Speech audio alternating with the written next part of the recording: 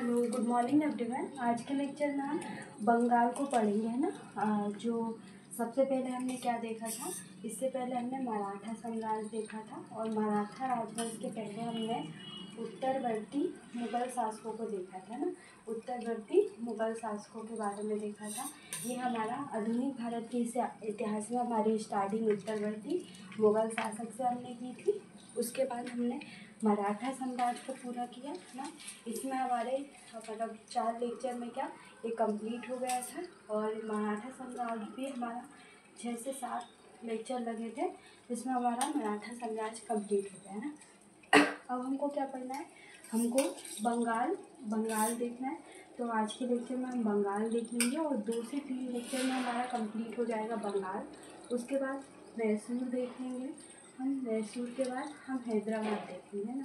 हैदराबाद के बाद हम सिखों को पढ़ेंगे, है ना, कि इन तीनों स्वतंत्र राज्यों पर अंग्रेज़ों का अधिकार किस प्रकार किया था और क्या क्या घटना घटित हुई थी, है ना। मुख्य रूप से ये देखेंगे। तो इसमें से आपको ज़्यादा से 2 मार्क्स के ही क्वेश्चन देखने को मिलेंगे। ये भी आपका 2 मार्क्स में ही आ सकता है ना।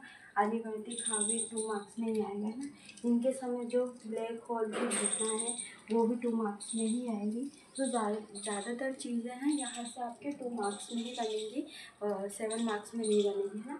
तो हम स्वतंत्र जो बंगाल राज्य पे अंग्रेज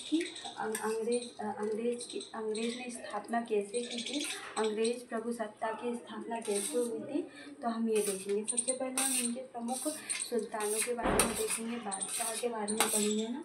सबसे पहले यहाँ पे कौन था, मुर्शिद कुली था ना। जैसे जिस प्रकार हमने देखा था कि उत्तर मुगलगढ़ी शासन में कौन था, बहादुर शाह प्रथम थे।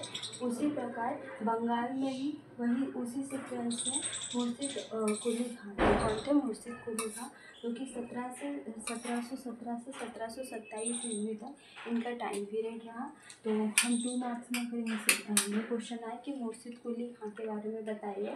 तो बंगाल के संस्थापक मुर्शिद कुली खां 1717 से 1727 ईस्वी में इनका शासनकाल, और इन्होंने राजधानी ढाका से मुर्शिदाबाद की थी।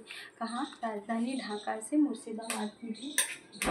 और इनके समय क्या हुए थे, 3 जमींदारों के युद्ध हुए थे, है ना। विद्रोह किया था 3 जमींदारों के द्वारा विद्रोह। एक तो सबसे पहले सीताराम राय द्वारा, उदय नारायण और गुलाम मोहम्मद द्वारा, है ना।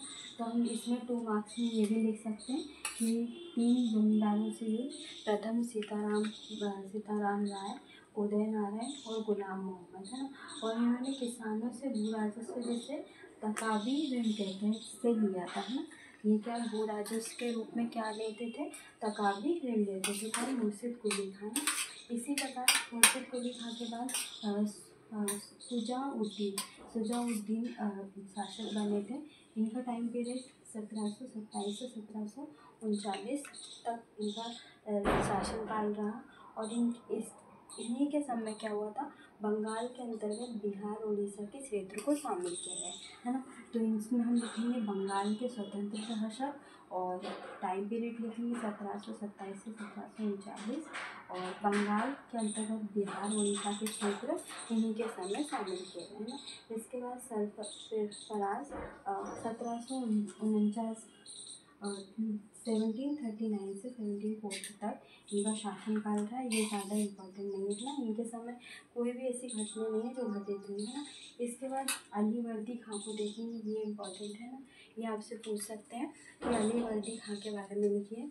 तो 1740 से लेके 1756 तक इनका शासनकाल रहा।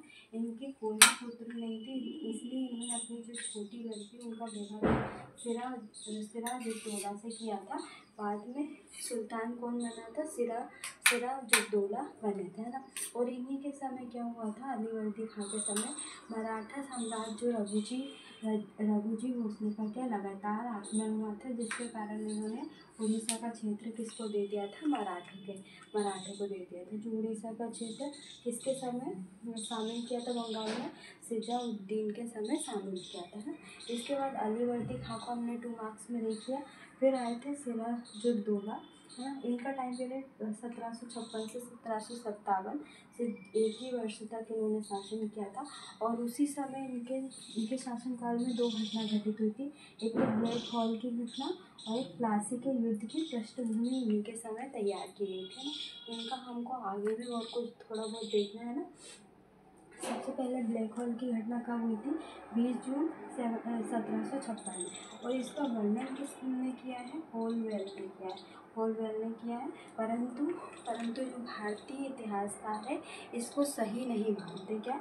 जो ब्लैक होल की घटना है, जो भारतीय इतिहासकार है इसको सही नहीं मानता है ना, जिसका वर्णन किसने?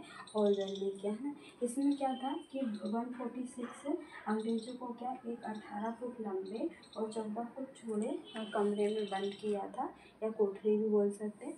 उसमें फिर बाद में अगर देखा जाए तो होलवेल ने वर्णन किया जिसमें से 23 लोग जिंदा बचे थे, है ना।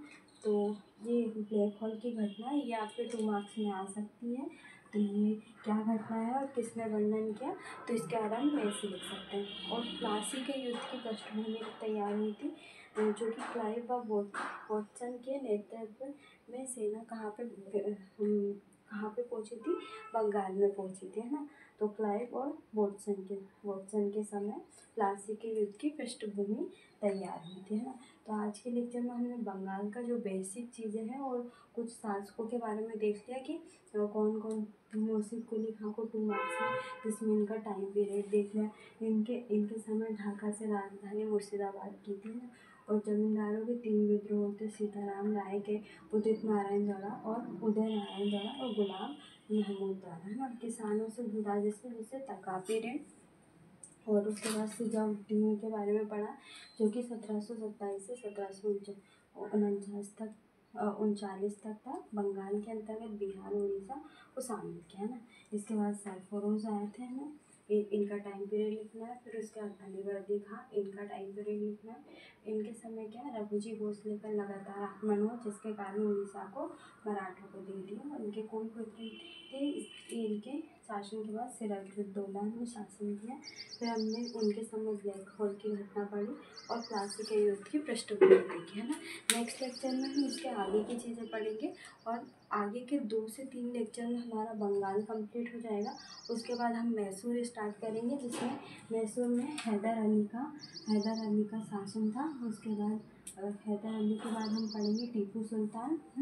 उसके बाद हम सिखों के जो 10वें गुरु हैं गुरु गोविंद सिंह तक पढ़ेंगे ना। गुरु नानक देव से गुरु गोविंद सिंह तक सिखों के बारे में पढ़ेंगे। और सिख और अंग्रेज युद्ध के बारे में देखेंगे, प्रथम, द्वितीय और तृतीय, और 4 बार हुआ है ना। तो चारों के बारे में हम देखेंगे, है ना।